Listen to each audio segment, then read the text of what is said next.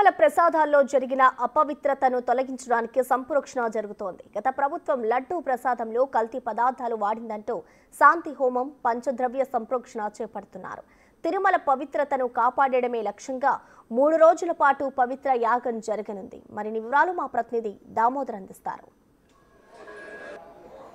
తిరుమల శ్రీవారి ప్రసాదాలు నైవేద్యాలకు సంబంధించి వాడే నెయ్యిలో కల్తీ జరిగిందని బయటికి రావడం, దీని నేపథ్యంలో భక్తుల మనోభిప్రాయాలు దెబ్బతిన్న కారణంగా మరోవైపు ఏదైతే స్వామివారి ఆలయంలో సంప్రోక్షణ అదేవిధంగా కార్యక్రమాలు ప్రస్తుతం కొనసాగుతున్నాయి. దీనిపై మనతో మాట్లాడడానికి ఆలయ ప్రధాన అర్చకులు అదేవిధంగా ఆగమశాస్త్ర సలహాదారులైన వేణుగోపాల్ దీక్షితులు ఉన్నారు. ఆయన అడిగి తెలుసుకుందాం. స్వామి, కార్యక్రమం ఎప్పుడు ప్రారంభించారు, ఎంతవరకు కొనసాగుతుంది? ఓం నమో వెంకటేశాయ.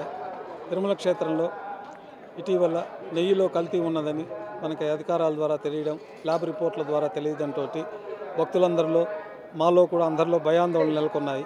ఆ భయాందోళనలన్నీ పోవడానికి మనం ఆగమ సలహా మండలి అంతా కూర్చొని ఈ విషయం తెలిసిన తర్వాత సుదీర్ఘంగా ఆగమ శాస్త్రాల్లో విషయాలన్నీ పరిశీలించిన మీదట మనకి పవిత్రోత్సవాల ముందే ఈ నెయ్యిని మార్చడం జరిగింది. దానికి ముందు వాడిన నెయ్యిలో ఎక్కడో ఈ యొక్క దోషాలు ఉన్నట్టు గుర్తించడం, ఆ విషయాన్ని మనకి ల్యాబ్లో వచ్చిన టెస్ట్ రిపోర్ట్ల ద్వారా తెలియడంతో పవిత్రోత్సవాలతోటి ఈ యొక్క దోషాలన్నీ తొలగిపోతాయి.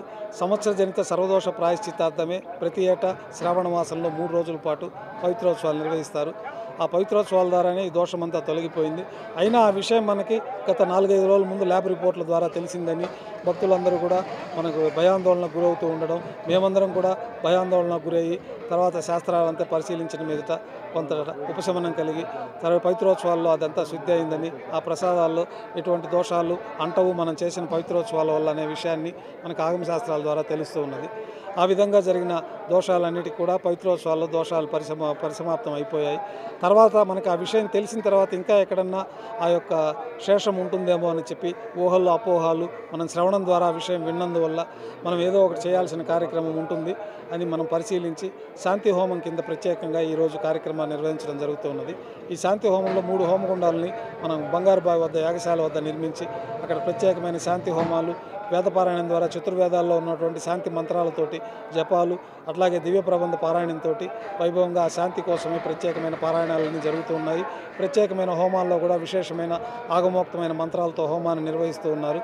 ఈ యొక్క ప్రాంతాల్లో నెయ్యి వాడిన ప్రాంతాల్లో అంతా ఆ యొక్క ద్రవ్యాలు ఇతరత్ర సామగ్రిలో అంతా కూడా శుద్ధి కోసమై వాస్తుతోటి మనం ఇప్పుడు వాస్తు పర్యగ్నీకరణ జరగడం జరిగింది.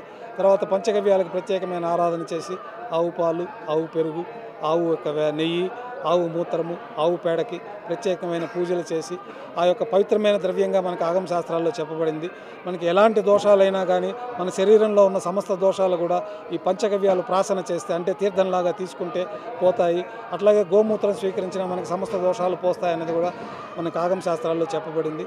ఆ ప్రత్యేకమైన ఆ గోవుకు సంబంధించిన ఈ పదార్థాలన్నిటికీ ప్రత్యేకమైన పూజ చేసి ఈ యొక్క ద్రవ్యాలు వాడిన ప్రదేశాల్లో, వాడిన పరికరాల్లో అంతా కూడా మనం పంచగవ్య ప్రోక్షణ, కుంభ ప్రోక్షణ చేయడం జరిగింది. ఈ యొక్క కార్యక్రమాలన్నీ ఆలయంలో జరుగుతూ ఉన్నాయి. ఇవన్నీ పూర్ణావతి 9:30కు పూర్తి అయిన తర్వాత విశేషంగా స్వామివారికి ఈ శాంతి కోసమే ప్రత్యేకమైన ప్రసాదాలు నైవేద్యంగా సమర్పించి అక్షతారోపణము, కుంభ ప్రోక్షణతోటి ఈ కార్యక్రమాలు పూర్తి అవుతాయి. భక్తులు ఎవరూ కూడా ఎలాంటి ప్రసాదాల గురించి ఆందోళన చెందవలసిన అవసరం లేదు. స్వామివారికి ఆగమ శాస్త్రాల్లో చెప్పబడిన విధంగా మనం చేసే కార్యక్రమాల్లో సమస్త దోషాలు తొలగిపోతాయి. అట్లాగే శ్రీవారాలయంలో ప్రతిరోజు ఉదయం సాయంత్రం మన యాగశాల వద్ద నిత్యహోమం జరుగుతూ ఉంటుంది. ఆ నిత్యహోమంలో కూడా తెలిసి తెలియక జరిగిన దోషాలు పోవడానికే పూజల్లో కానీ, కైంకర్యాల్లో కానీ, ఇట్లాంటి ద్రవ్యాల్లో కానీ తెలిసి తెలియక జరిగే దోషాలకు ఆ నిత్యహోమం జరుగుతూ ఉంటుంది ఉదయం సాయంత్రం. కాబట్టి మనకు ప్రసాదాలు ఎప్పుడూ పవిత్రంగానే ఉంటాయి. అయితే జరిగిన సంఘటన చాలా దురదృష్టకరం.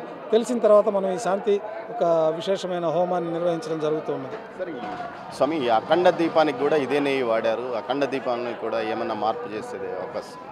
ఈ ప్రోక్షణతో అన్ని దోషాలు వెళ్ళిపోతాయి. మనకి అవన్నీ ఆర్జ్యం అంతా మనకి ఎక్కడెక్కడ నెయ్యి వాడారో ఆ ప్రదేశాల్లో మనకి పవిత్రోత్సవాల్లోనే సమస్త దోషాలు పోయినాయి. భక్తులు స్వీకరించే ప్రసాదాలు, తయారయ్యే స్వామికి నైవేద్యమయ్యే ప్రసాదాల్లో అంతా కూడా ఈ యొక్క ప్రోక్షణ గావించడం జరిగింది.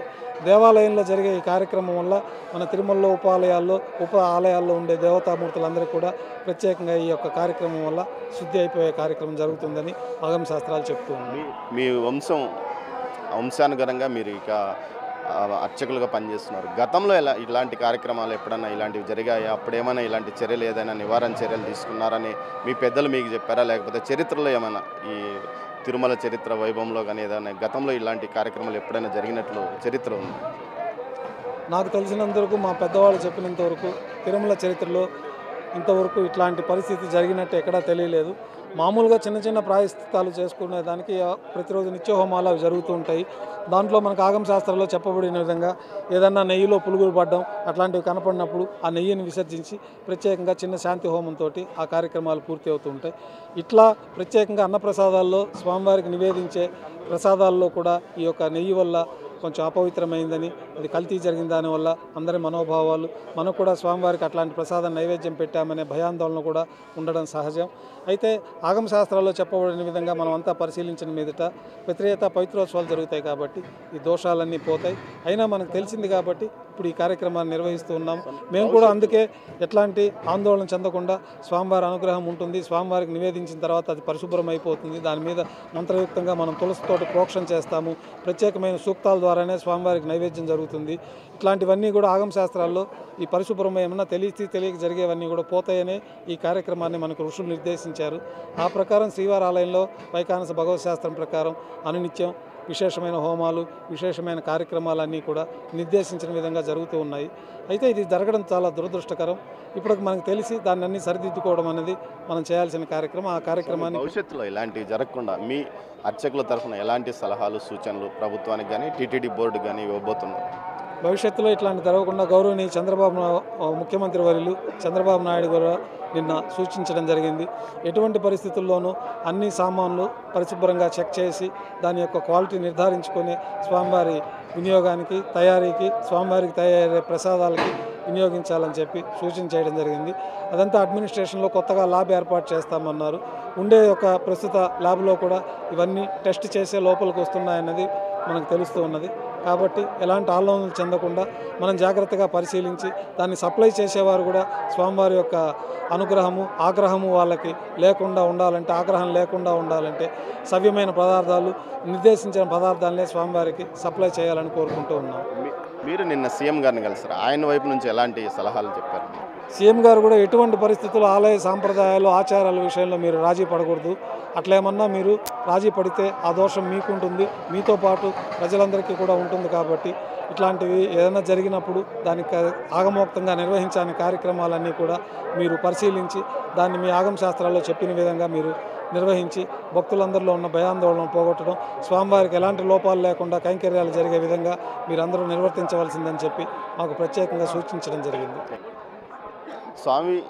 ప్రధాన అర్చకులు చెప్తున్న దాని ప్రకారం ముఖ్యంగా స్వామివారి ప్రసాదాల్లో కానీ, నైవేద్యాల్లో కానీ, అన్న ప్రసాదాల్లో కలిగిన కల్తీకి సంబంధించిన ఏదైతే దోష నివారణ పవిత్రోత్సవాలతోనే ముగిసిందని, అయితే అన్న సత్రాల్లోని పోటులో కానీ, అదేవిధంగా లడ్డూ పోటులో కానీ, నైవేద్యం పోటులో కానీ పూర్తి స్థాయిలో ఈరోజు పంచగవ్వ సంప్రోక్షణ ద్వారా పూర్తి స్థాయిలో సంప్రోక్షణ జరిగిందని, దీనివల్ల భవిష్యత్తులో ఇలాంటివి జరగకుండా కూడా చర్యలు తీసుకోవాలి. ఇదే విషయాన్ని సీఎం కూడా తమకు చెప్పారని, సీఎం ఈ దేవుని విషయంలో రాజీ పడకూడదని ఆయన నిష్కర్షగా చెప్పినట్లు కూడా ప్రధాన అర్చకులు వేణుగోపాల్ దీక్షితులు అంటున్నారు. కెమెరా పర్సన్ పురుషోత్తంతో దామోదర్, తిరుమల నుంచి.